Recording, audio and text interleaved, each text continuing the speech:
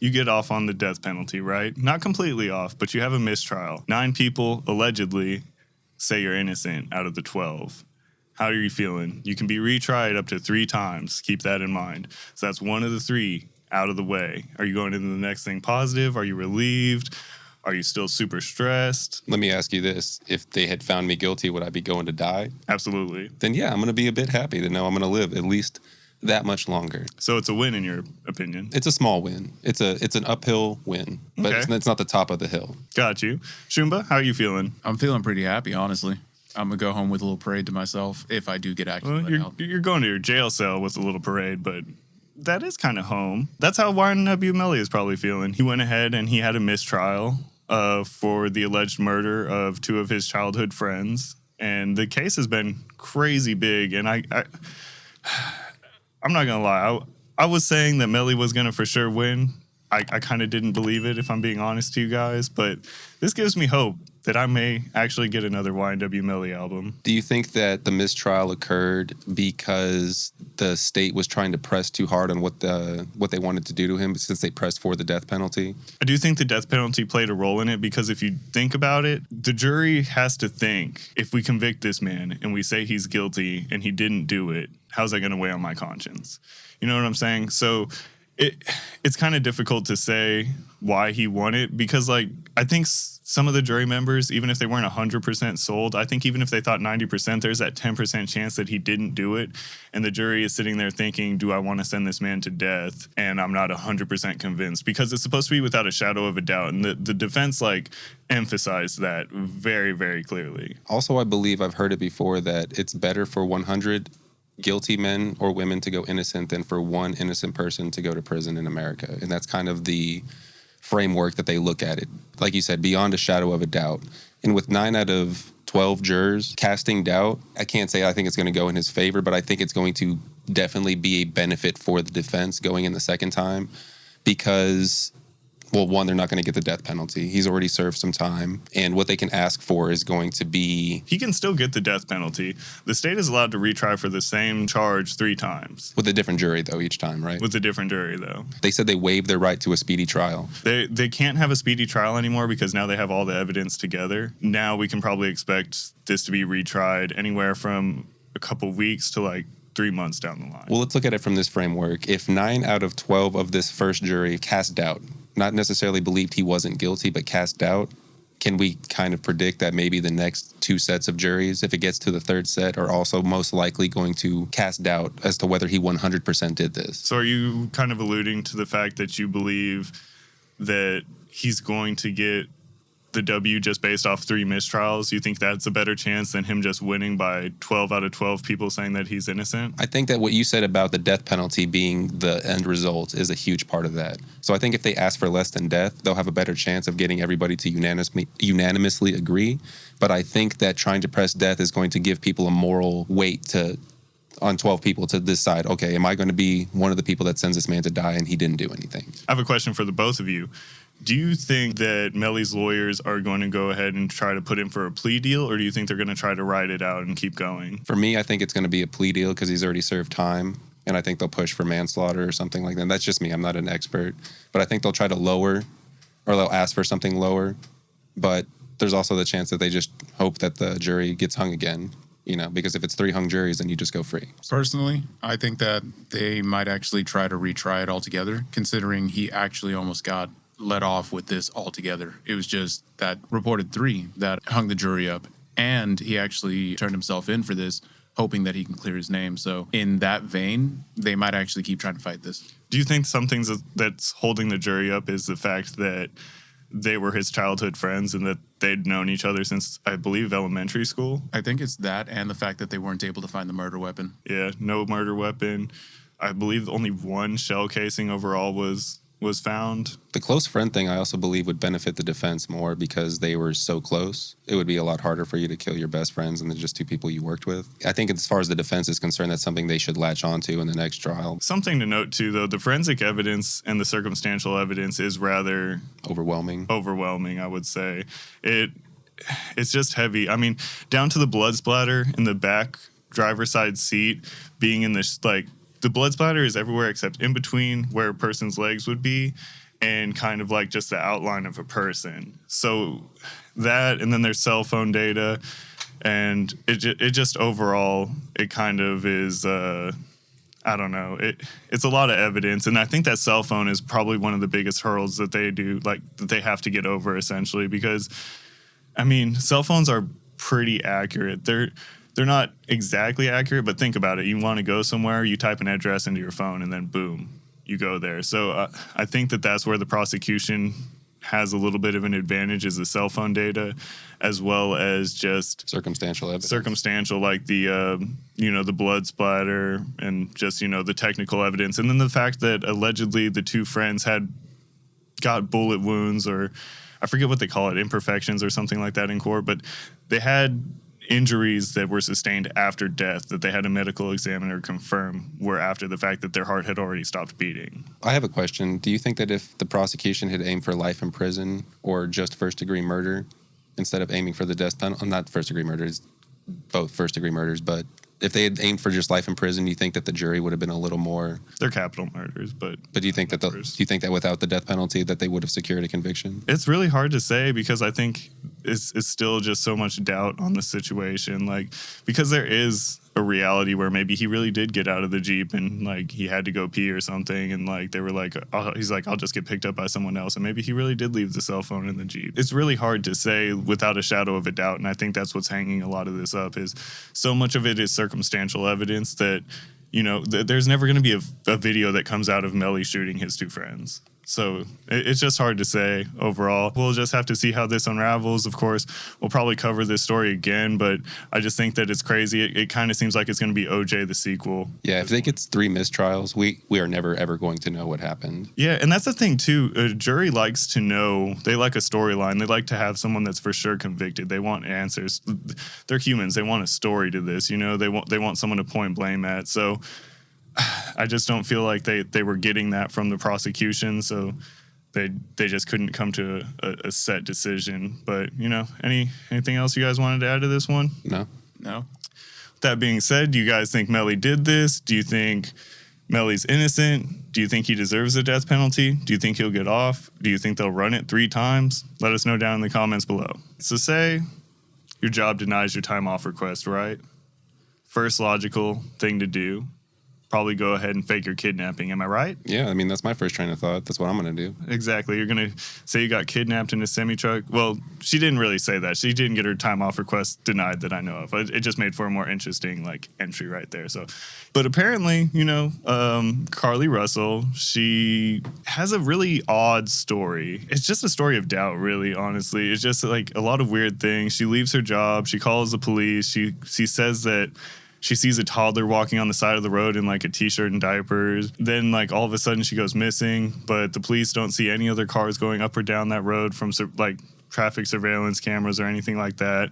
When they find the car, it has her Apple Watch, her phone, and her wig in there, and her DoorDash or Uber Eats or whatever she had gotten prior to that. It just seems super weird, and she had no marks on her arms.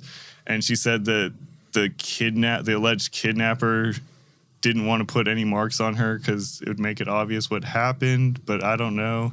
And then how she got abducted was kind of weird. She said she blacked out and was just in the back of a semi-truck all of a sudden. I think she said a guy with orange hair came out of the forest and grabbed her. Something along those lines. Bam Margera came out of the woods after going crazy, snatched her up, and it just seems odd. And then I watched an interview of the police chief or sergeant or whatever, and he was talking about when she was on the phone call saying that she was pacing the toddler on the side of the road, that she traveled, I believe it was 6 football fields. Now, can you imagine? Everyone's been around a 4-year-old child at some point, whether it be a niece, nephew, whatever have you, little brother, little sister. They're not really moving that fast. They're kind of slow. They just learned how to walk probably, a year or 2 prior. It's not any kind of quick movement. It's not. I'm fast as fuck, boy. I would have trouble to run 6 football fields straight. You know what I mean? And I'm a grown man. So it's just a really weird story. And something else I thought was interesting about this was her man at the time had pictures of her, and he apparently deleted them all. And his Instagram's gotten blown up a little bit. And he turned the comments off. I kind of think it's so he could get some DMs. This whole thing reeks of just obviously some type of ploy or scam. but the details themselves kind of make you wonder. It doesn't really lead to where any conclusion. It's just odd. It's absurd. Is there any kind of charge she can get for this? I mean, filing a false police report for sure, but Yeah. I don't think she's really committed any crimes other than that. Ooh, another thing that's interesting to this story is she was Googling things like, can you be charged for filing a false Amber Alert, and some other really odd statements. Shumba, is there any way we could find out what exactly she was Googling? Is there an account of that? Here are a few of the Google searches that she did the day before she actually disappeared. In order, it says need to pay /max age for an Amber Alert ? How to take money from register without being caught. Birmingham bus station. One-way bus ticket to Nashville.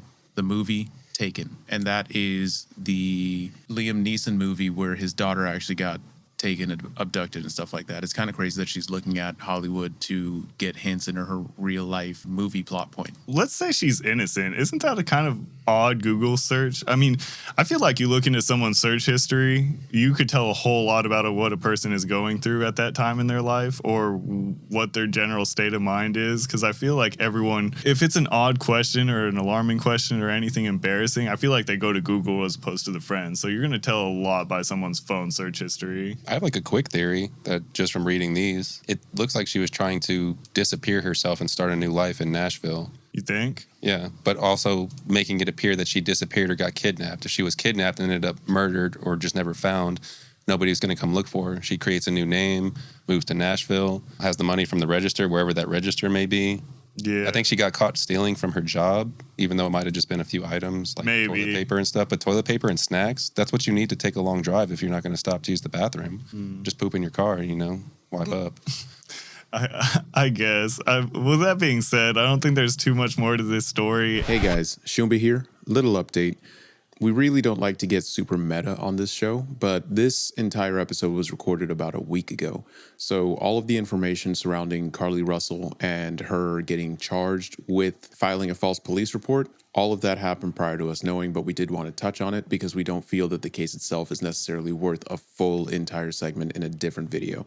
Thank you guys for watching. If you like everything, please don't forget to like, comment, subscribe. All right, Pickle. You catch a first-degree murder. What are you telling your mom? Mama, don't worry. You raised a gangster, and I'm a survivor. That's pretty solid, honestly. Your mom probably is not going to believe it, but it's a good thing to say. Unfortunately for... What is his name again? I just know him as a shag dude. Superstar Pride. Superstar Pride. Interesting name. He has caught a first-degree murder. He allegedly killed, I believe, a 40-year-old man. Was it, Shumba? He's alleged to have killed a 40-year-old man identified as Marcus Wheatley. Approximately at 12:30 p.m., the Panola County Sheriff's Office reportedly responded to a call where they found his body. During the investigation, deputies said the information led them to believe that Pride 21 was a suspect, and he later surrendered himself to authorities, and now he's been taken to Panola County Detention Center. Is that all the information we have on this case? Currently, that's all the information that's available. He's being held there with no bond right now with the charge of first-degree murder. You guys think he did this? You think he just wanted to screw himself out of a really favorable position? I mean, I know he only had that one song, but one song's enough to change your whole life. I mean, you could get residuals for the rest of your life off one song. On a real note, this is very preliminary, and we don't know a lot of the details. All we know is that police have been led to him as a suspect. That doesn't necessarily mean that he did it. We just saw a pretty prolific trial where, you got to convince everybody that he did it. And this is preliminary. This isn't even to court or anything. So we don't know. So if you're asking my opinion's I don't know. With the song, it's almost like, hey, don't cry. It's almost like predictive, but we can't use that as evidence to say he probably did this. Right. It is ironic though. Yeah, I mean, we'll just have to see how this develops. It will be a sad story if it turns out to be, and actually true. But if he's being held without bond, I do believe that there's evidence that hasn't come forth to the public yet that kind of is, revealing, and he probably realistically has more on him than we know about at the moment. But, I mean, hopefully, if he did it, hopefully he sees his time. And if he didn't, hopefully he gets set free and it's all a big misunderstanding and he can come out and level up his superstar to more than just one song. And honestly, it's a really good song. Let us know down in the comments below. Would you rock a shag haircut? Do you think he did it? Do you think he's innocent? Let us know down in the comments below. Do you smell burgers? So say you're a millionaire. You might not be in the tens of millions or the hundreds of millions, but you're a millionaire. You're comfortable. you're more than likely set for life. You committing fraud so you can spend other people's money instead of your own, or are you just going to accept the fact that you have millions, you're cool, you're living comfortably? What are you doing? What's the move? If I'm a millionaire and I have resources, I'm going to be hard-pressed to even leave my house unless I have something to do.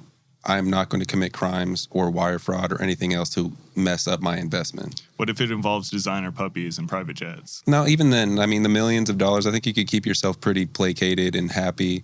There's lots of things you can do. You can actually just rent private jets if you have millions of dollars. Yeah, but think about the puppies, the designer puppies. Like, come on, man. What's a designer puppy? Designer puppy? Like we'll genetically? put one up on screen, like somewhere right here, so you can see it. Do you see it? Are you envisioning it? I'm envisioning it. All right, cool. That's a designer puppy. Okay. Well, no, even for a designer puppy, as much like a Pokemon as it may look, I don't want to hurt my investment. If I've made that much money, no.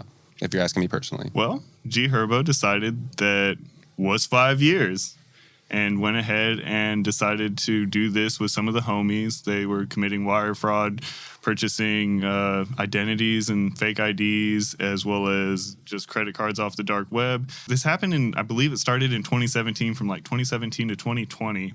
And he just recently got the charge, what he's going to have to do for it. Now he has to serve 5 years for that. And it's just a bad month for him, too, because he was caught with his default loadout out in Chicago. He had his pistol on him and 300 grams of weed. Shumba, do we have any more details on? As far as the fraud itself, that was all happening, like you said, between 2017 and roughly till about 2020, at which point the FBI started an indictment and started investigating him. In this time, him and 5 other people were allegedly using stolen credit cards and everything to purchase things such as private villas in Jamaica, as well as renting Maybachs and Bentleys, along with another slew of things. And as far as the gun charge itself, this happened July 10th, and he was pulled over. He was a passenger in the back seat, but the vehicle was pulled over because they didn't use a turn signal at a light, at which point the officer that was talking to the driver witnessed G Herbo messing with his hands towards the center console area. At that point, he decided to search the vehicle and he found a Glock, as well as that 300 grams. Now, what actually ended up happening there was he was charged with the Glock itself because of his fiddling or whatever he was doing at the center console.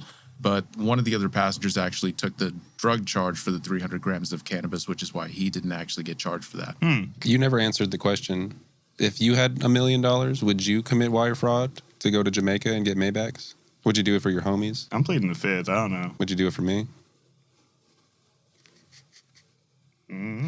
Also, Would I do it? I don't know. Another question. If you're trying to hide a bunch of stuff in your car, are you going to mess around in your car when the cop walks up? I'm just going to be like, hello, officer. Yeah. I'll gladly take a ticket. Eat that ticket, because it might be the best. I'm going to just shut up 10 and 2, hand him the license and my insurance, and just pray to God, whatever God I got to pray to. Jesus, Buddha, Satan. One of them owes you at least. Yeah, I'll be like, come on, one of you, please let me off on this. What do you guys think he's going to have to do on top of that for the gun charge? Do we have a range as far as the gun charge goes to what he could be punished with on top of that? So for the gun charge, he was charged with a misdemeanor count of unlawful use of a weapon after prosecutors denied felony charges. Now, I'm not sure why they chose to deny felony charges, unless they were trying to use that, knowing that they already had an indictment and an ongoing investigation, if they were going to try to leverage dropping those felony charges in order to get him to confess on these fraud charges, because fraud would still be kind of hard to prove for them, and this might be the only way that they had access to that type of confession for him. I mean, the plea, like the deal did come out pretty quickly after he got caught with the gun, Yeah. in all fairness. So I could see that